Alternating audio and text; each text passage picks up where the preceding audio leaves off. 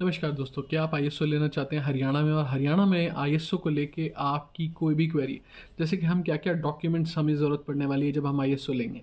जब हम आईएसओ लेते हैं तो हमें किस तरीके की प्रक्रिया से गुजरना पड़ता है, क्या हमारा ये प्रोसेस ऑनलाइन होगा, ऑफलाइन होगा, कितने तरीके के डॉक्यूमेंट लगेंगे। हमारी कंपनी डिफरेंट फॉर्मेट में है, सोल प्रोप्राइटर है, पार्टनरशिप है, पब्लिक लिमिटेड है, प्राइवेट लिमिटेड है, एलएलपी है। आपकी कोई भी क्वेरी है एक तरीके से आईएसओ को लेके हरियाणा में, चाहे वो किसी भी ज़िले में हो, जिंद में हो, किसी और एरिया में हो, कहीं भी हो हरियाणा में, कैथल में हो, कहीं भी किसी भी जगह हो, तो आप हमसे अपनी क्वेरी का आंसर ले सकते हैं।